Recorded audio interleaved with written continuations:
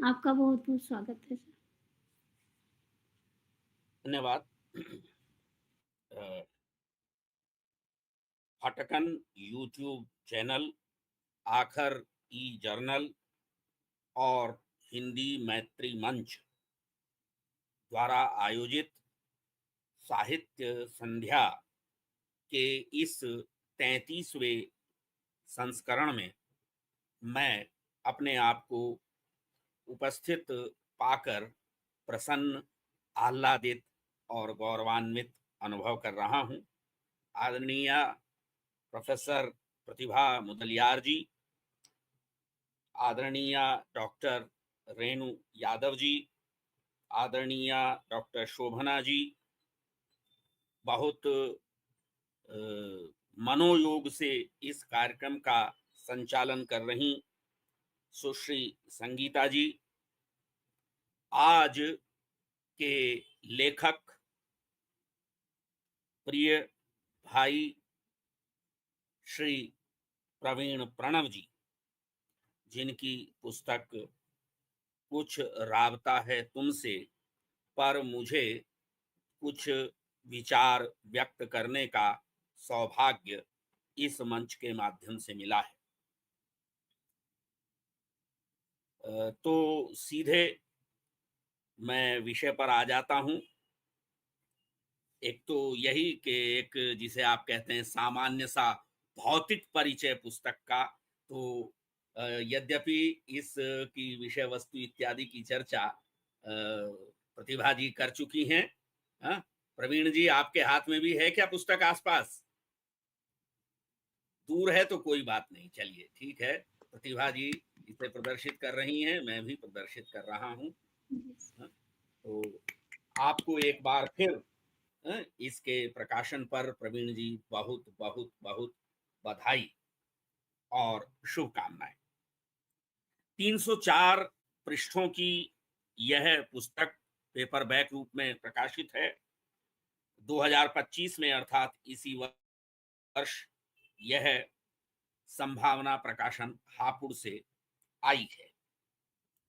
जैसा कि आदरणीय प्रतिभा जी बता चुकी हैं, मैं कहूं एक प्रकार से प्रतिभा जी ने सारी बातें कह दी हैं जो इस पुस्तक के बारे में कही जानी चाहिए सूत्र रूप में। मैं थोड़ा सा उन सूत्रों की व्याख्या मात्र करूंगा और मुझे समय के बंधन का भी पता है, इसलिए उदाहरणों से उद्धरणों से बचूंगा, सीधे सीधे अपनी बात करूंगा। तो पहली बात तो यही कि इस पुस्तक में 18 कवि कथाकार उपस्थित हैं। इन्हें जीवनी परक आलोचनात्मक, यानी 3 विधाओं का फ्यूजन है। इसमें 3 विधाओं का फ्यूजन है। रचनाकार की, जो लक्षित रचनाकार है उसकी या चयनित रचनाकार की जीवनी को प्रस्तुत किया गया है। उसमें आलोचना का तत्व जोड़ा गया है और साथ ही प्रस्तुतिकरण जो है वह निबंधात्मक है। यही कारण है कि इसे, इस पुस्तक को जीवनी परक आलोचनात्मक निबंध की कोटि में विद्वानों ने रखा है। लेकिन एक जो खास बात कहने की है वह यह है कि पूरी पुस्तक में 18 निबंधों में लेखक की एक विशेष प्रकार की शोध दृष्टि हमें दिखाई देती है। ये ऐसे ही चलताऊ ढंग से लिखे गए निबंध नहीं हैं, बल्कि गहन शोध और अध्ययन के बाद लिखे गए हैं। मैं चूंकि प्रवीण प्रणव से व्यक्तिगत रूप से परिचित हूं और इन सभी निबंधों के लिखे जाने से लेकर प्रकाशन और इन पर चर्चा तक का साक्षी रहा हूं, इसलिए मुझे यह बताने का लोभ है अपने श्रोताओं को, दर्शकों को और कई विद्यार्थियों के लिए जो जो जिसे आप कहते हैं कि लेखन पथ के अभी अभ्यासी हैं, अभ्यास कर रहे हैं, उनके लिए ये सूचना बड़ी महत्वपूर्ण हो सकती है कि प्रवीण प्रणव जिस कवि या लेखक को उठाते हैं लिखने के लिए, वे उसके उस समय तक उपलब्ध सारे साहित्य को खरीद कर पढ़ते हैं, नोट्स बनाते हैं। और तब आप देखिए कि कई रचनाकार तो ऐसे हैं जिनकी रचनावली जो है वो 20-20, 30-30 खंडों में है, और उस सारे को लेकर के वो 20 पृष्ठ के भीतर, 15 से 20 पृष्ठ के भीतर जो है अपनी बात को एक रोचक किस्से की तरह बयान करते हैं। तो मैं कहना ये चाह रहा हूं कि अध्ययन का जो है एक बड़ा गहरा महत्व जो है वह प्रकट होता है इस पुस्तक से। आप इसके एक एक पृष्ठ के भीतर जब आप जाएंगे तो रचनाकार की खोजी वृत्ति या जो उसकी शोध दृष्टि है वह आपको दिखाई देगी। और इस शोध दृष्टि को मैं रेखांकित करना चाहता हूं कि यह पूर्वग्रह विहीन शोध दृष्टि है। वे समावेशी रचनाकार हैं, समावेशी आलोचक हैं, समावेशी निबंधकार हैं, समावेशी यानी वे हिंदी के, अभी जैसा कहा गया, हिंदी के और हिंदी की जो सहयोगी भाषाएं हैं उन सब के और उर्दू के सब रचनाकारों को एक साथ एक नजरिए से देखते हैं। भाषा उनके लिए किसी प्रकार का बैरियर नहीं बनती, किसी प्रकार का आग्रह भाषा को लेकर उनके मन में नहीं है। वे, जैसा कि प्रतिभा जी ने कहा, वस्तुतः ये सारे रचनाकार जो यहाँ उपस्थित हैं इस पुस्तक में भारतीय रचनाकार हैं, भारतीय साहित्य को समृद्ध करने वाले रचनाकार हैं।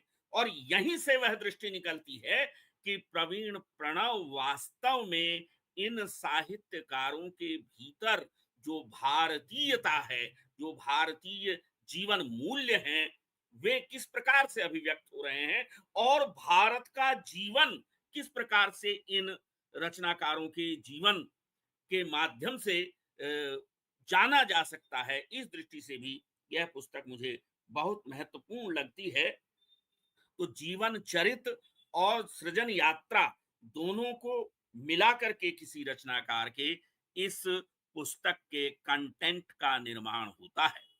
लेकिन मात्र यह कंटेंट ही काफी नहीं है। असल चीज है जो शीर्षक में है, राबता। इन रचनाकारों के साथ, रचनाकार के साथ इस पुस्तक का जो रचनाकार है वह अपने संबंध की भी खोज कर रहा है। इसे हम कह सकते हैं कि परंपरा के साथ जुड़ने की जो छटपटाहट है रचनाकार की, वह इन रचनाकारों के चयन में हमें दिखाई देती है।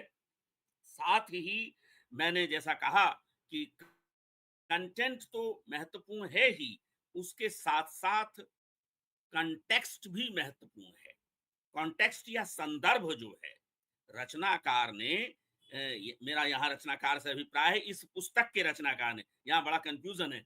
जब हम समीक्षा की समीक्षा करते हैं तो हमारे सामने दो रचनाकार होते हैं, एक वह जिस पर लिखा गया है और एक वह जिसने लिखा है।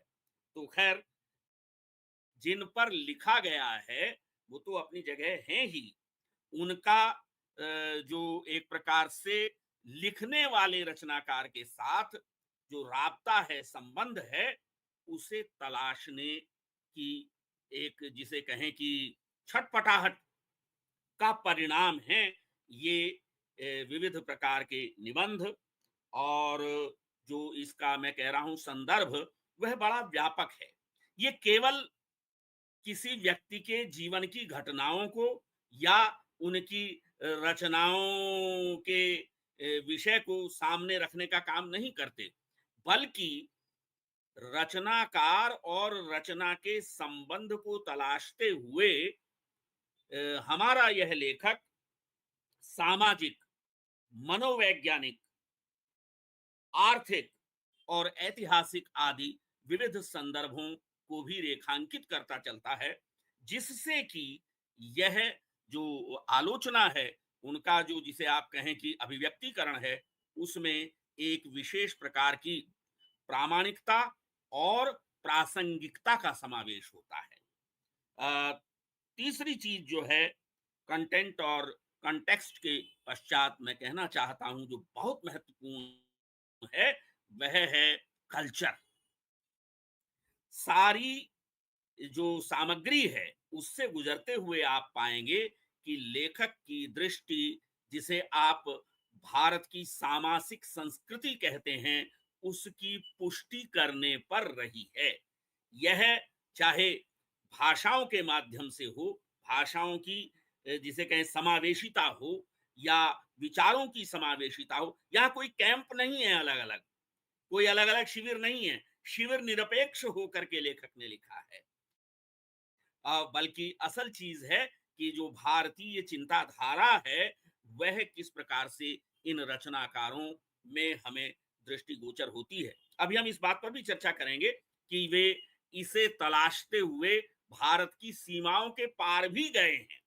यानी साहित्य की दुनिया में भौगोलिक सीमाएं माने नहीं रखती, भाषिक सीमाएं माने नहीं रखती, क्योंकि अंततः साहित्य का मुख्य सरोकार तो मनुष्य से है।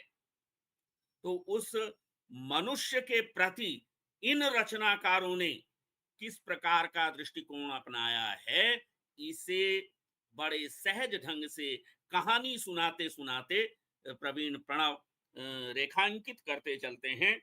और साथ ही मैं जो एक बात और कहना चाहूंगा इसके साथ, कि इसी दृष्टि से, यानी जो इनका कंटेंट, कंटेक्स्ट और कल्चर का जो एक अंतर संबंध है, इससे ही इस पुस्तक की बनावट और बुनावट, हाँ, जिसे आप कहेंगे स्ट्रक्चर और टेक्सचर का निर्माण होता है।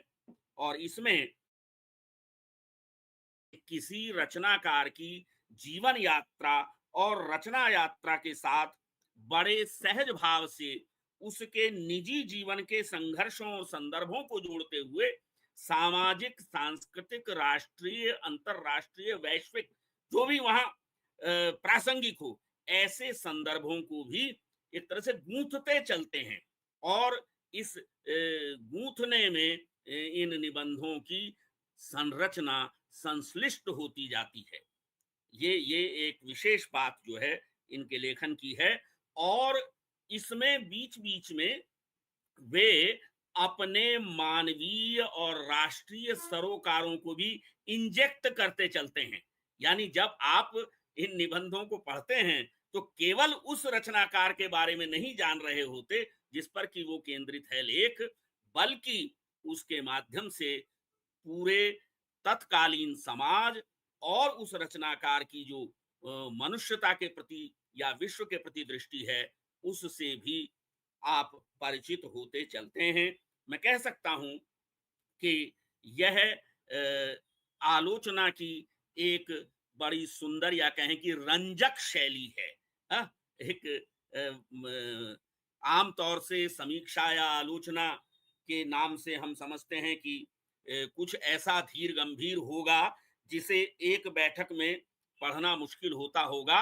लेकिन इस पुस्तक के बारे में जितनी प्रतिक्रियाएं आई हैं, वे यही हैं।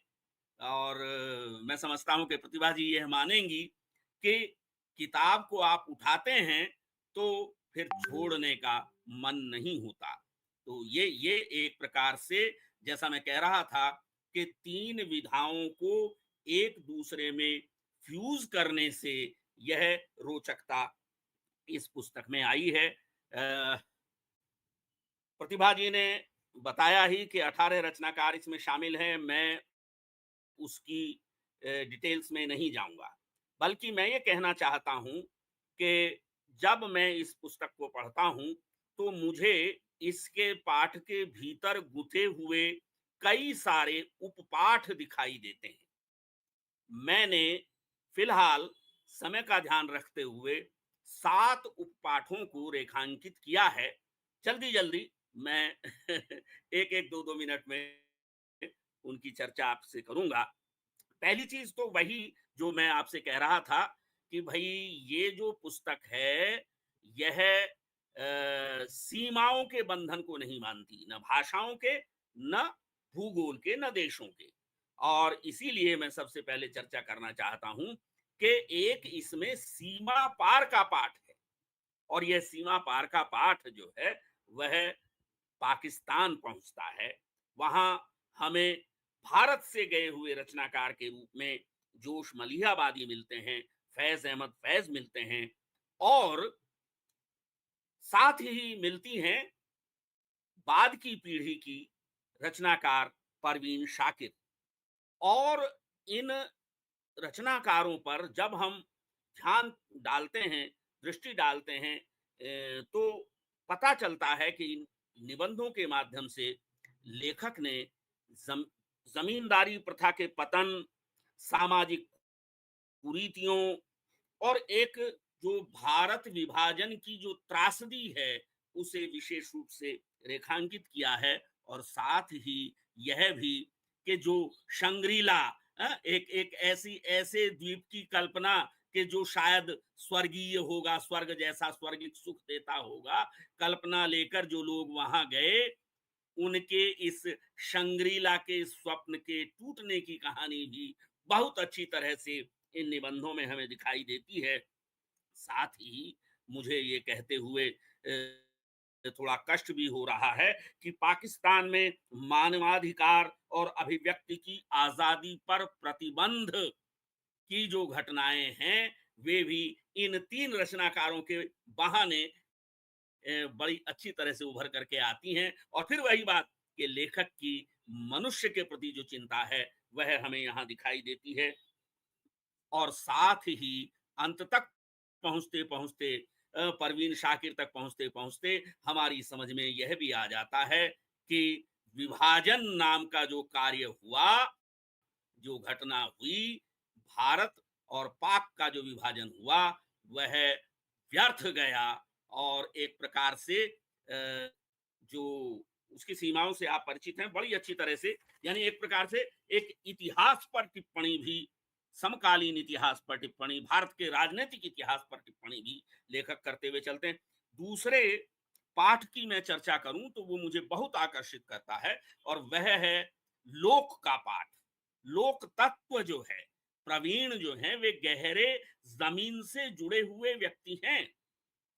मैं फिर से कह रहा हूं कि मैं उन्हें व्यक्तिगत रूप से जानता हूं, इसलिए आधिकारिक रूप से, प्रामाणिक रूप से ये कह सकता हूं कि प्रवीण जितने किसी मल्टीनेशनल कॉरपोरेट के उच्च पदस्थ अधिकारी हों, कार्यकर्ता हों, वैज्ञानिक दृष्टि संपन्न हों, लेकिन इसके साथ साथ वे अपनी जमीन से, अपनी जमीन माने इस देश की जमीन से गहरे जुड़े हुए हैं, जिसमें इसके विभिन्न कला रूपों से लेकर के, फिर से मैं कहूंगा विभिन्न भाषा रूप तक शामिल हैं।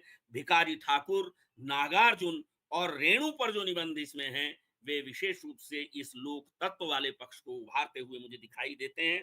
और यहां फिर देखिए कि इसके बहाने लेखक ने किन विषयों को उभारा है। समाज सुधार को उभारा है, स्वतंत्रता आंदोलन को। मैं फिर से कहूं कि विस्तार में नहीं जा रहा हूं, एक एक शब्द कह रहा हूं केवल।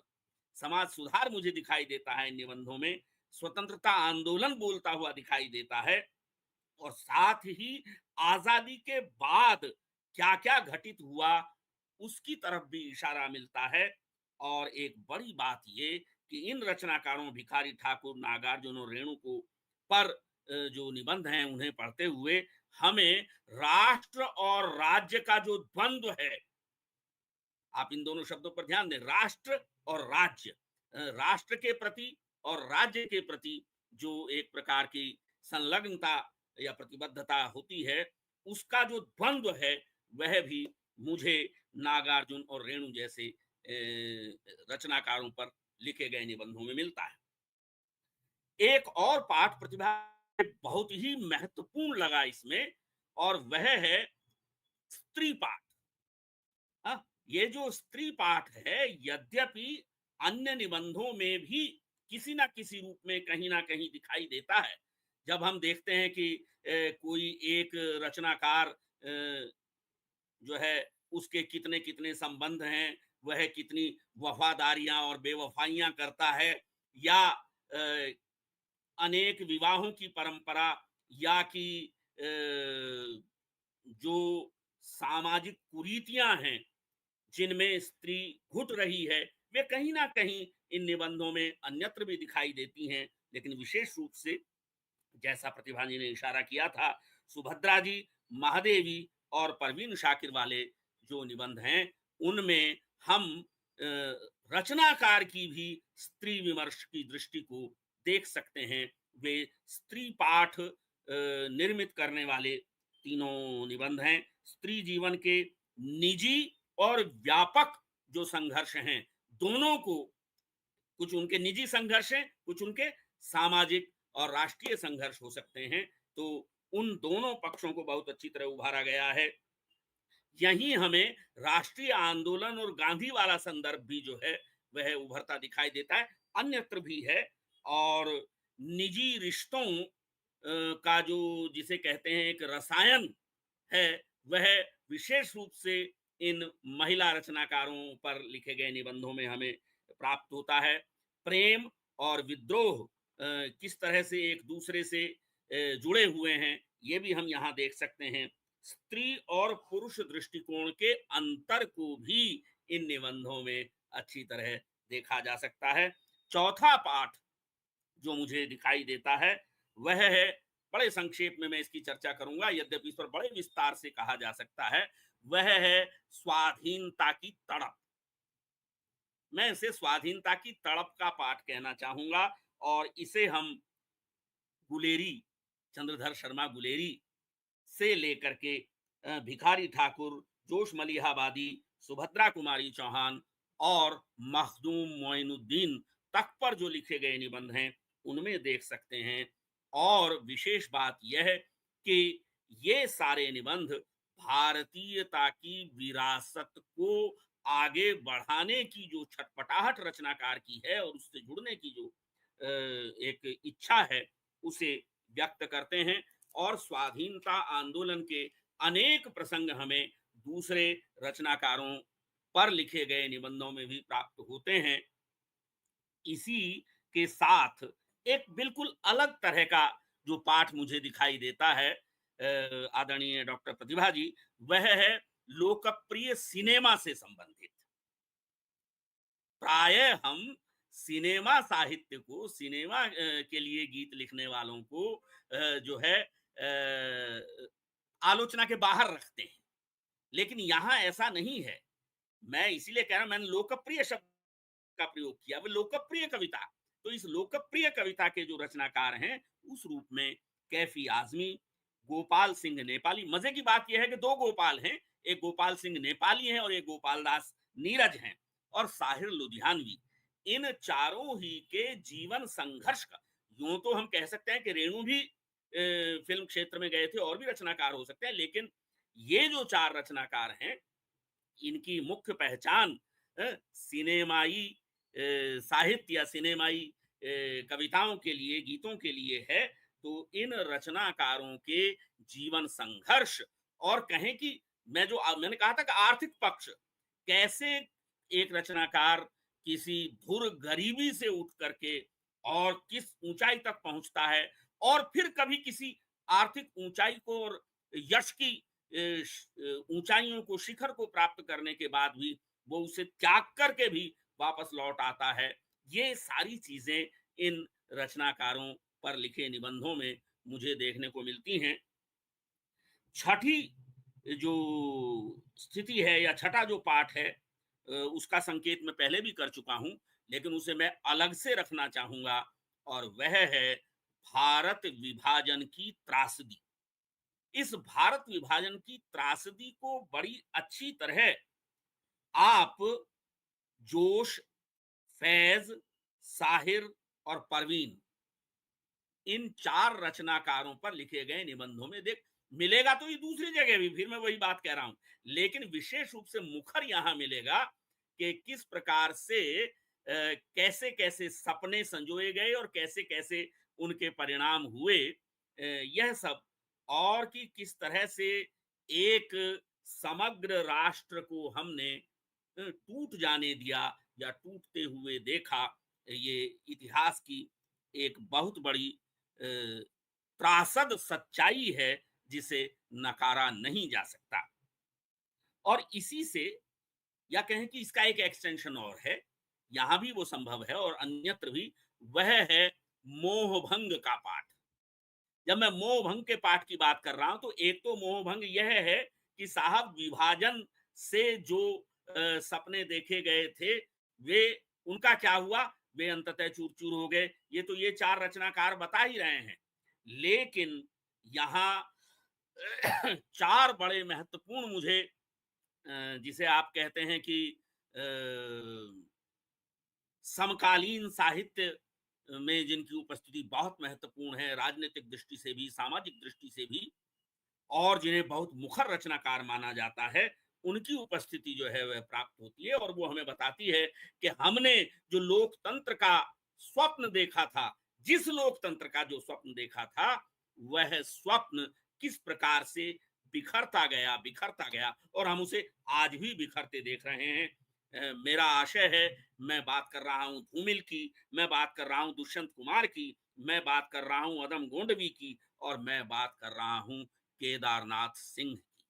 तो यहाँ तक आते आते मुझे ऐसा प्रतीत होता है कि इन रचनाकारों ने एक प्रकार से भारतीय स्वाधीनता प्राप्ति का जो मूल था, कि हमें सही अर्थों में स्वराज प्राप्त होगा, सही अर्थों में लोकराज प्राप्त होगा, लोकतंत्र प्राप्त होगा, उस सपने के टूटने की पीड़ा को, और एक प्रकार से जनता की भाषा या जनता की वाणी बनने के जो रचनाकार का धर्म है, उसका बहुत अच्छा निर्वाह जिन रचनाकारों ने किया, ऐसे रचनाकार इस कृति में मुझे मोहभंग के पाठ का निर्माण करते हुए दिखाई देते हैं। मित्रों, मैं अपनी बात को समेटूंगा एक, जिसे कहें भरतवाक्य, अपने इस कथन का आपके समक्ष रखते हुए,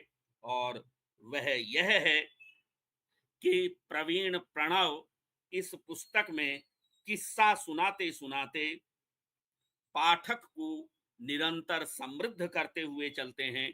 इस पुस्तक का गद्य विशेष रूप से रोचक और प्रवाहपूर्ण गद्य है, और इसका मूल कारण मुझे यह लगता है कि प्रवीण प्रणव मूलतः कवि हैं, और कवि के गद्य को जैसा होना चाहिए, कवि की लिखी आलोचना को जैसा होना चाहिए, यह पुस्तक उसका बहुत सुंदर उदाहरण और प्रमाण है।